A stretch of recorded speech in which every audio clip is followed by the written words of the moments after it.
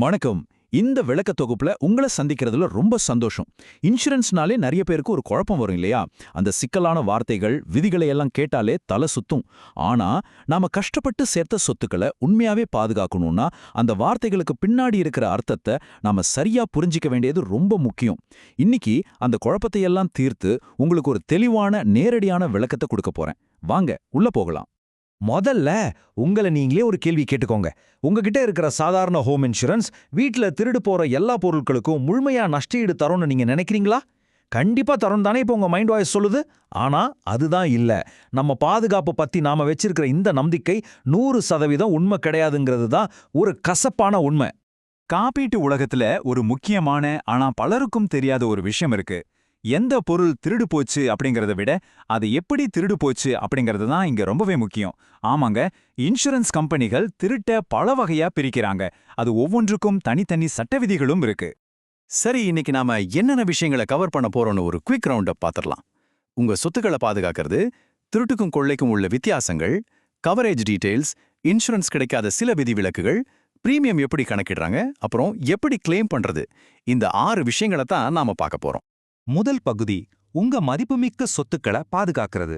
நம்ம வீடா இருக்கட்டும், பிசினஸா இருக்கட்டும், இல்ல நம்ம தாத்தா பாட்டி கொடுத்துட்டு போன பொக்கிஷங்களா இருக்கட்டும், அதை எப்படியாவது பாதுகாப்பா வச்சுக்கணுங்கிறது நம்ம எல்லாரோட ஒரு அடிப்படையான எண்ணம். கரெக்டா?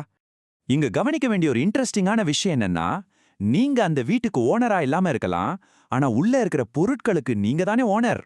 வாடகை வீட்ல இருக்கிறவங்க சொந்த வீட்ல இருக்கிறவங்கள விட எந்த விதத்திலையும் குறைஞ்சவங்க இல்ல. அவங்களுக்கும் இதே ரிஸ்க் இருக்கு. உங்க லேப்டாப், விலை உயர்ந்த துணிமணிகள், எலக்ட்ரானிக்ஸ் இதெல்லாம் சரியான இன்சூரன்ஸ் போட்டு பாதுகாக்கிறது வாடகைதாரர்களுக்கும் ரொம்ப ரொம்ப முக்கியம். பகுதி 2, திருட்டு, கண்ணக்களவு அல்லது கொள்ளை. எப்படி திருடுனா என்னங்க, எல்லாம் திருட்டு தானே அப்படின்னு நீங்க நினைச்சா அது ஒரு மிகப்பெரிய தப்பு. அந்த ஒரு சின்ன தப்பு அபிப்பிராயம் உங்களுக்கு ரொம்ப பெரிய நிதி இழப்பை ஏற்படுத்தலாம். முதல்ல கொள்ளை, அதாவது ராபரி அப்படின்னா என்னன்னு பார்க்கலாம். ஒரு வீட்ல ஆட்கள் இருக்கும்போதே அவங்கள அட்டாக் பண்ணியோ இல்ல மிரட்டியோ பொருட்களை பறிச்சுட்டு போறதுதான் கொள்ளை. இங்க அந்த வன்முறை, அப்புறம் மக்கள் மேல காட்டப்படுற அச்சுறுத்தல், இதுதான் ரொம்ப முக்கியமான பாயிண்ட். அடுத்ததா திருட்டுக்கும், அதாவது தெஃப்ட், கண்ணக்களவுக்கும், அதாவது பர்க்லரி, இது ரெண்டுக்கும் என்ன வித்தியாசம்னு புரிஞ்சுக்குவோம். திருட்டுங்கிறது எந்த ஒரு வன்முறையோ உடைப்போ இல்லாம சைலண்டா பொருட்களை எடுக்கிறது, அதாவது பாக்கெட் அடிக்கிறது, இல்ல கடையில யாருக்கும் தெரியாம பொருட்களை ஆட்டைய போடுறது. ஆனா கண்ணக்களவுங்கிறது அப்படி இல்ல. ஒரு பில்டிங்குள்ள பூட்டையோ இல்ல கதவையோ உடைச்சு ரொம்ப ஃபோர்ஸா சட்டவிரோதமா உள்ள நுழைஞ்சு திருடுறது. இதை இன்னும் சிம்பிளா சொல்லணும்னா, சாதாரண திருட்டுல வன்முறையோ இல்ல உடைச்சிட்டு உள்ள வர்றதோ இருக்காது. ஆனா கண்ணக்களவுல அது கட்டாயம் இருக்கும். அதே போல கண்ணக்களவு நடந்தா கதவு, ஜன்னல் உடைக்கப்பட்டதற்கான கண்முன் தெரியிற ஆதாரங்கள் வேணும். அதுக்கு இன்சூரன்ஸும் கிடைக்கும். ஆனா சாதாரண திருட்டுல அந்த மாதிரி கட்டடச்சேதங்களுக்கு கவரேஜ் கிடைக்காது, ஆதாரமும் தேவைப்படாது. இப்போ 3ஆம் பகுதி இன்சூரன்ஸ் கவரேஜ் பத்தி பார்க்கலாம். ஒரு அசம்பாவிதம் நடக்கும்போது இந்த பாலிசிகள் நிஜமாவே நமக்கு என்னென்ன உதவிகளை செய்யுது? நிஜமா எதுக்கெல்லாம் நமக்கு கவரேஜ் கிடைக்கும்? திருடு போன பொருட்களுக்கான பணம், கண்ணக்களவின் போது உடைக்கப்பட்ட கதவுகள், ஜன்னல்களை சரி செய்யற செலவு, எலக்ட்ரானிக்ஸ், நகைகள்னு எல்லாத்துக்கும் பாதுகாப்பு இருக்கு. இதை சிம்பிளா சொல்லணும்னா, திருடப்பட்ட உங்க லேப்டாப்புக்கு பணம் தர்றதோட மட்டும் இல்லாம திருடன் உடைச்சிட்டு வந்த உங்க வீட்டு ஜன்னலையும் சரி பண்ணி தர்றது தான் ஒரு உண்மையான கண்ணக்களவு பாலிசியோட வேலை. உங்க மொத்த இன்சூரன்ஸ் தொகையில 5% வரைக்கும் இந்த மாதிரி கட்டடச்சேதங்களுக்குனே கொடுப்பாங்க. ஒரு உதாரணத்துக்கு இந்த 25 லட்சம் ரூபாய் அப்படிங்கிற நம்பரை எடுத்துக்கலாம்.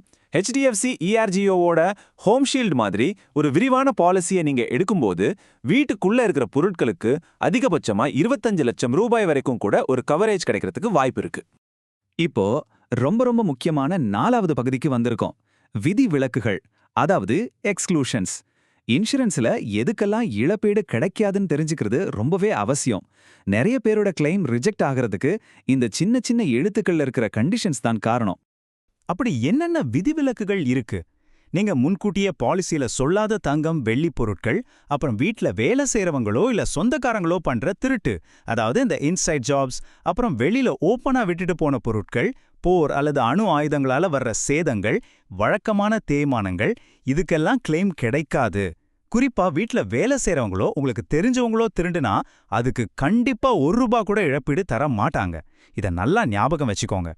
சரி, நம்ம டெய்லி லைஃப்ல நடக்கிற ஒரு உதாரணத்தை பார்ப்போம். நீங்க அவசரத்துல வீட்டு மெயின் டோரை பூட்டாமலே வெளியே போயிட்டீங்கன்னு வச்சுப்போம்.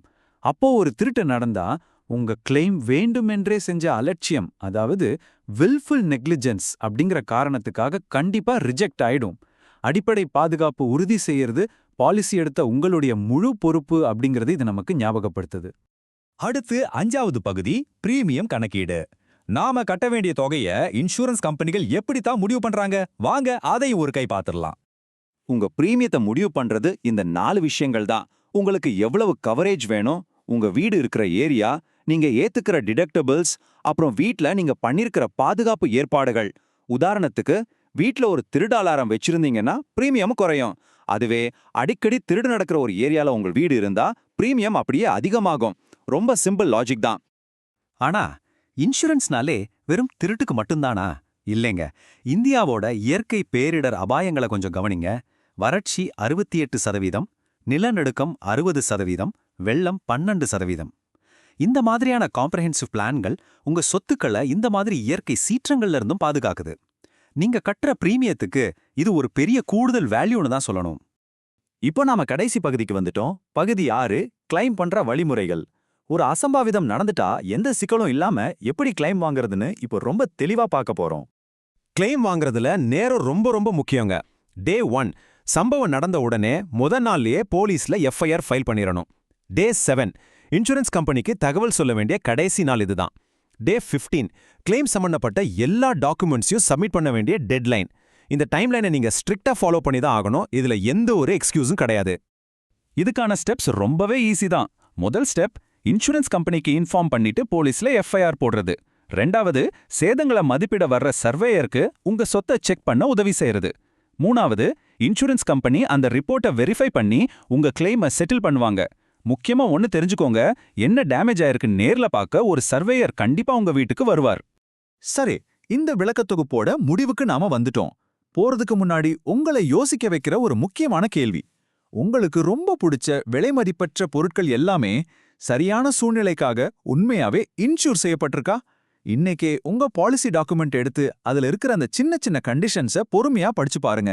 இது உங்கள் சொத்து, பாதுகாப்பும் உங்க பொறுப்பு. இதை நீங்க செக் பண்ணுவீங்கன்னு நம்புறேன். அடுத்த முறை சந்திக்கலாம்.